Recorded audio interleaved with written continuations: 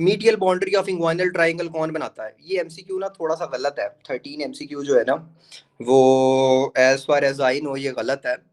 कि उसने पूछा जी medial boundary of inguinal triangle. Inguinal triangle का दूसरा नाम अगर बाज बच्चों को नहीं पता, जो कि मेरे जैसे कंफ्यूज बच्चे हैं, तो उनके लिए ये है कि जो इंग्वाइनल ट्राइंगल है, ठीक है, मैं ये जो बाज बच्चे कहता हूँ वो 1 to 2% है, सबको पता ही होगा।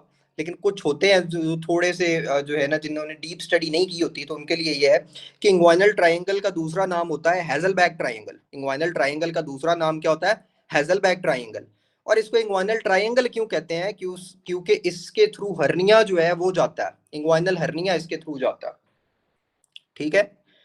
और कौन सा?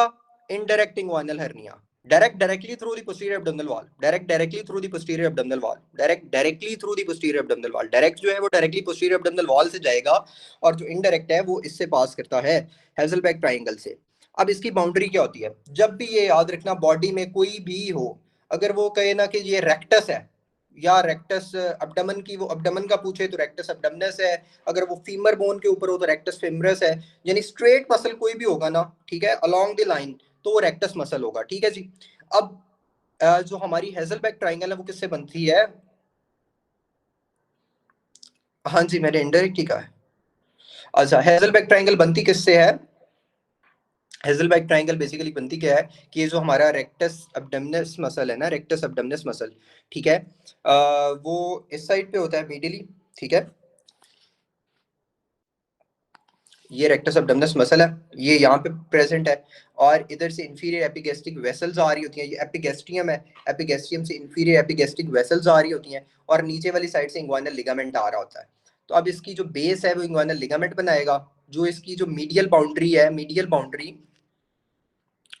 मीडियल बाउंड्री जो होती है वो lateral border of rectus abdominis, medial boundary lateral border, बाहर वाला जो बॉर्डर जा रहा है रेक्टस अब्डोमिनस का, वो बनाएगा। और जो इसकी लैटरल बाउंड्री है, लैटरल साइड पे, वो बनाएंगी इंफीरियर एपिगैस्ट्रिक वेसल्स, ठीक है जी। ये इंफीरियर एपिगैस्ट्रिक, मैं थोड़ा सा ऊपर बना रहा हूँ, वैसे ये होता नीचे है। ये इंफीरियर एपिगैस्ट्रिक वेसल्स पड़ी हैं, ये रेक्टस अब्डोमिनस मसल पड़ा है, नीचे इंग्वाइनल लिगामेंट पड़ा, ठीक है। तो ये हेजलबैक ट्राइंगल की बाउंड्रीज हैं। इधर जो है ना वो ए ऑप्शन उसने दिया हुआ है रेक्टस फेमरस। रेक्टस फेमरस का कोई रोल नहीं होता, ये गलत है जवाब, ठीक है। Medial border of rectus abdominis, medial border of rectus abdominis तो नहीं होता, लेटरल बॉर्डर होता है। लेकिन अगर मैंने चूज करना हो तो मैं इसमें बीटा चूज करूंगा, क्योंकि रेक्टस एब्डोमिनस मसल उसकी बाउंड्री तो बना रहा है ना, ठीक है। तो उसका लेटरल बॉर्डर होता है, मीडियल बॉर्डर नहीं होता, ठीक है। अच्छा जी, median nerve root is, median nerve root जो है, अब मीडियन नर्व क्या है? अब इस ये एमसीक्यू तो सिंपल है लेकिन हम इसमें कंफ्यूज हो जाते हैं। मीडियन नर्व निकल रही है तो उसकी रूट कहाँ है? मीडियन नर्व की मीडली, मीडियन नर्व के मीडियली उसकी रूट पड़ी हुई है। मीडियन नर्व तो है लेकिन उसके और मजीद मीडियली उसकी रूट होती है, ठीक है। तो median nerve root is medial to median nerve, ठीक है जी। Nucleus of REM sleep is, ये रट्टा फाया है, इसको रट्टा कर लो। नॉन रेम स्लीप का जो होता है वो राफे न्यूक्लियस होता है, ठीक है। और जो होती है रेम स्लीप, उसका लॉकस सिरेलियस जो होता है ना, वो पॉन्स में लोकेटेड होता, तो वो होता है लॉकस सिरेलियस, ठीक है जी। वेनी section of patient done now which nerve is likely to be damaged, ठीक है जी। तो वेनी सेक्शन जो है उसने कहा है जी वो किया है, तो कौन सी नर्व डैमेज होगी? वेनी सेक्शन आपको पता ही है कि ग्रेट सेफनेस वेन पे करते हैं, और ग्रेट सेफनेस वेन को जो नर्व कंपनी कर रही होती है, पेपर 1 जी, paper 3 SK17 page number 36। Venesection is done great saphenous vein mostly which is accompanied by sural nerve. Sural nerve जो है ना उसका मसला होगा, ठीक है, सूरल नर्व डैमेज होगी वेनी सेक्शन में। अच्छा, सारों को याद हो रहा है? जिस चीज को याद हो रहा है एक दफा थम्स अप दे दें, ठीक है। कोई मसला तो नहीं है? सबको याद हो रहा है? स्पीड ज्यादा तो नहीं है? ठीक है, ठीक है। अच्छा जी, uh patient had trauma on duty, doctor is unable to find vein for cannula in upper limb, which vein is best for IV cannula, ठीक है जी। अब उसको अपर लिम्ब में कोई वेन नहीं मिल रही, ठीक है, तो उसने लोअर लिम्ब में वेन ढूंढ दी है, तो कौन सी बेस्ट है? देखो, छोटा लिम्ब जो अपर लिम्ब था उसमें कोई वेन नहीं मिल रही, ठीक है। तो keep it remember like this, कि छोटा लिम्ब जो अपर लिम्ब था उसमें कोई उसको वेन नहीं मिल रही, तो बड़ा लिम्ब जो लोअर लिम्ब है उसमें कोई बड़ी चीज होनी चाहिए जो उसको मिल जाए, जिससे वो वेन पास कर ले, कैनुला पास कर ले, तो वो ग्रेट सेफनस वेन जो है ना वो बेस्ट है। छोटा लिम जो है उसमें उसको नहीं मिल रही, तो बड़ा लिम जो है वो लोअर लिम होता है, लोअर लिम में कोई बड़ी चीज ग्रेट चीज होगी तो वो ग्रेट सेफनस वेन है जी, ग्रेट सेफनस वेन। ठीक है, जिनको याद है वेल एंड गुड, जिनको नहीं याद वो उसको इस तरह से याद कर ले, इंशाल्लाह पेपर में ये चीज याद आ जाएगी। Elevation of mandible is done by, ठीक है। अच्छा, जिनको ये पता है कि मसल कौन कौन से हैं उनके लिए कोई इशू नहीं है, उनको पता है कि जी किस तरह एलिवेशन होनी है किस तरह। जिनको नहीं पता, ठीक है, ये बात उनके लिए है कि जिनको नहीं पता उनके लिए है कि आपने इसको इस तरह से याद रखना है कि जब क्लास में, बचपन में हम जब छोटे थे, तो जब क्लास में मैम आती थी तो सारे खड़े हो जाते थे और मुंह अपना बंद कर लेते थे। ठीक है, सारे खड़े हो जाते थे और मुंह अपना बंद कर लेते थे जब भी मैम आती थी।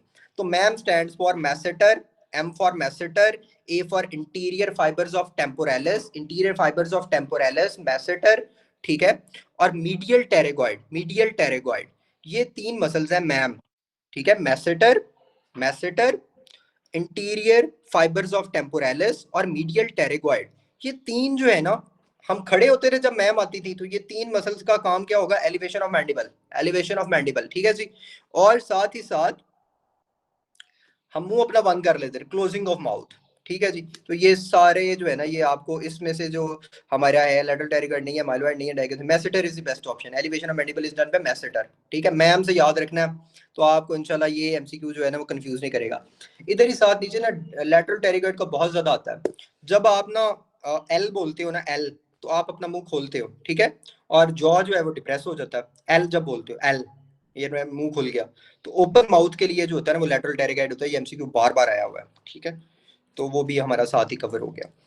अच्छा जी, एमसीक्यू नंबर जो है वो 19, a non diabetic female undergo bone marrow transplant after 2 years having chronic rhinosinusitis, fungal infection हो गया उसको, fungal ball septate hyphae acute angle. मैंने वैसे ना एमसीक्यू ज्यादातर एस्परजिलस का ही देखा है, और उसमें सेप्टेट हाइफे होते हैं और इसमें भी फंगल बॉल बनती है। अगर किसी को वो माइक्रो याद है तो वेल एंड गुड, वरना बस ये याद रख लो कि एक अस्परजिलस है, ठीक है, उसने फंगल बॉल वगैरह बनानी होती है और उसमें सेप्टेट हाइफे एक्यूट एंगल होते हैं, ठीक है, रेस्पिरेटरी सिम्टम्स देता है, तो aspergillus is the right option. Body metabolic response to trauma, skeletal muscle response by, अच्छा जी, जब भी ट्रॉमा होगा ना, जब भी ट्रॉमा होगा, कोई भी ट्रॉमा हुआ है, तो प्रोटियोलाइसिस होगी, ठीक है, इंक्रीज प्रोटियोलाइसिस होगी। उसकी वजह से क्या होगा, क्रेटिनिन फॉस्फोकाइनेज, कल हमने पढ़ा था ना कि क्रेटिनिन कहाँ पे, तो मैंने कहा था सारे किडनी लगा देते हैं, लेकिन याद रखना कि मसल पे होता है। वो कल वाला एमसीक्यू भी याद करो कि क्रेटिनिन इस बात से याद रख लो, ठीक है जी, वो क्रेटिनिन मसल्स में होती है। अच्छा, प्रोटियोलाइसिस हुई और उसने क्या किया, इंक्रीज प्रोटियोलाइसिस ने सीपी के जो एंजाइम था उसको ज्यादा कर दिया, क्रेटिनिन फॉस्फोकाइनेज। हाँ जी, थर्ड पेपर चल रहा है।